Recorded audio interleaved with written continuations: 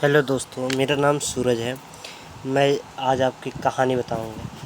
एक कहावत तो आप सभी लोग ने सुनी होगी, ऊँट पर बैठे हो तभी कुत्ता काटा। इसी को कहते हैं पनौती। जिसके जिसके जीवन में ग्रह दशा सही नहीं होती है, उसको सभी लोग पनौती कहना शुरू कर देते हैं। पनौती को समझने के लिए एक ज़बरदस्त कहानी की रचना की गई है। मुझे पूरी उम्मीद है कि आप कहानी का भरपूर मनोरंजन प्रदान करेंगे। चलिए शुरू करते हैं कहानी। एक गांव में हीरालाल नाम किसान रहता था। उसकी गिनती गांव के जमींदारों में होती थी। उसके पास कई एकड़ पुश्तैनी ज़मीन थी जिसमें वह खेती किया करता था। लेकिन वह इतना अभागा था कि उसकी खेती हर साल बर्बाद हो जाती थी। वह जो भी फसल सोच समझ के बोता, उसमें कुछ न कुछ कमी रह जाती। और तो हीरालाल जिस जिस किसी व्यक्ति के खेत में जाकर खड़ा होता, खेत की उस हिस्से की में कोई फसल नहीं होती थी। गांव के ज़्यादातर लोग उसे पनौती समझते थे। कोई भी उसके पास खड़ा होना पसंद नहीं करता था। वह जिसके साथ होता उसके सारे काम बिगड़ने लगते। हीरालाल अपनी बुरी किस्मत से परेशान था। वह अपने आप को कोसता रहता था। पनौती के चलते 2 बार उसकी शादी टूट चुकी थी, जिसके बाद उसने दोबारा कभी शादी नहीं की। भले ही हीरालाल की फसल हर साल बर्बाद हो जाती थी, लेकिन वह खेती करना नहीं छोड़ता था। इस साल मौसम विभाग की जानकारी के अनुसार जोरदार बारिश होने की उम्मीद थी, जिसके चलते गांव के लोगों में खेती को लेकर डर बना हुआ था। सभी लोगों को लग रहा था कि ऐसा ना हो कि हमारी फसल बर्बाद हो जाए। लेकिन वहीं दूसरी तरफ हीरालाल आत्मविश्वास में कोई कमी नहीं थी। वह बिना डरे अपने खेतों में जुताई करवा रहा था। हीरालाल को नुकसान झेलने की आदत थी। गांव के किसान डरे हुए होने के बावजूद एक उम्मीद में अपने खेतों में बीज बोने लगते हैं। हीरालाल अपने गांव के कई खेतों में जायजा लेने के लिए चक्कर लगाता है, लेकिन किसी खेत के अंदर वह प्रवेश नहीं करता, क्योंकि उसे अच्छे से पता था कि वह एक पनौती है।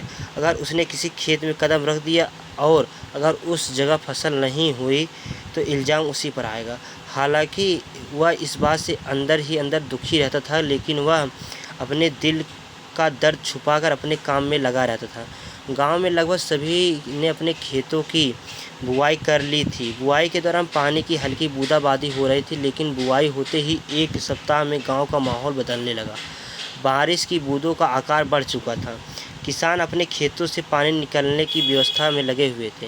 किसानों के चेहरों पर साफ साफ बारिश का डर नज़र आ रहा था, लेकिन हीरालाल के चेहरों में सिकन तक नहीं थी। वह बारिश से बेखौफ होकर अपने खेतों में टहल रहा था। एक रात बारिश का विकराल रूप धारण कर लेती है। गांव के आसपास के नदी नाले पूरे उफान में आ जाते हैं।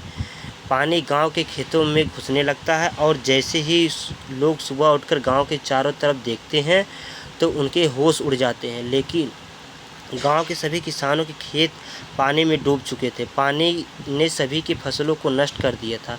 किसान इस त्रासदी से टूट चुके थे और अब सभी की उम्मीद पूरी थी कि किसी भी खेत में एक दाना तक नहीं होगा। और कुछ हफ्ते गुजरने के बाद वही हुआ जिसका गांव वालों का डर था। गांव के किसी भी खेत में अनाज का एक पौधा तक नहीं हुआ था, सिवाय हीरालाल के। आसपास के गांवों के सभी फसलें तबाह हो चुकी थी, लेकिन हीरालाल ने इस वर्ष की खेती इतिहास रच दिया था। उसके खेतों में आज तक इतनी अच्छी फसल नहीं हुई थी। उसे खुद पर इस बात पर यकीन नहीं था। दूर दूर के गांव लोग हीरालाल के खेत देखने आ रहे थे। सब यह जानना चाहते थे कि हीरालाल किस तरह के बीज और खाद का इस्तेमाल किया था कि इतनी खतरनाक बारिश में भी उसके खेतों की फसल बर्बाद नहीं हुई। हीरालाल मन में ही मन प्रसन्न था, लेकिन कहीं न कहीं उसे अचंभा लग रहा था कि आखिर क्यों सबके खेत बर्बाद हो गए, लेकिन उसके खेत में कुछ नहीं हुआ। गांव के लोगों की नज़र में हीरालाल के माथे से पनौती का ठप्पा हट चुका था। अब लोग उसे किस्मत की धनी समझने लगते थे। हीरालाल पैदल अपने खेतों की तरफ जा रहा था, तभी उसे एक बुजुर्ग व्यक्ति नज़र आते हैं। हीरालाल उन्हें पहले से पहचानता था, इसीलिए वह उनके पास जाकर बैठ जाता है और औपचारिकता के तौर पर उनका हाल चाल पूछने लगता है। बुजुर्ग व्यक्ति अपनी बहू से हीरालाल के लिए चाय लाने को कहते हैं। हीरालाल चाय पीने को मना कर देता और कहता है, अरे बाबूजी, अभी खेत जाना है, फिर थोड़ा शहर का काम भी है। यहाँ से गुजर रहा था, इसलिए सोचा आपके पास थोड़ा बैठ लूँ और आ गया। तभी एक गाय हीरालाल के पास अगर खड़ी हो जाती है। उस गाय को देखते ही बुजुर्ग व्यक्ति का पूरा परिवार बाहर निकल आता है। सभी हीरालाल की तरफ आश्चर्य भरी निगाहों से देख रहे थे, क्योंकि कुछ ऐसा चमत्कार हो चुका था जिसकी इस परिवार की कल्पना भी नहीं की थी।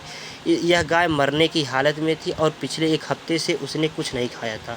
उसके अंदर इतनी भी शक्ति नहीं थी कि वह अपना सर ऊपर उठा सके, लेकिन वह हीरालाल के पास चलते हुए आई थी। परिवार के लोग उस गाय को बहुत प्यार करते थे और वह उसका इलाज भी करवा रहे थे, लेकिन गाय की हालत दिन प्रतिदिन गंभीर होती जा रही थी। लेकिन आज जो हुआ, उसने हीरालाल की सबकी नज़र में एक फरिश्ता बना दिया था।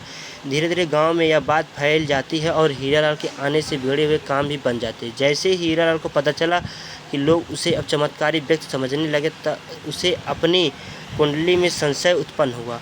वह एक प्रसिद्ध ज्योतिषी के पास अपनी कुंडली लेकर पहुंच जाता है। ज्योतिषी आचार्य हीरालाल की कुंडली को देखते हुए मुस्कुराने लगते हैं। ज्योतिषी बहुत ज्ञानी थी। वह हीरालाल के ग्रहों और नक्षत्रों से उसके साथ हो रहे चमत्कार को देख लेते हैं।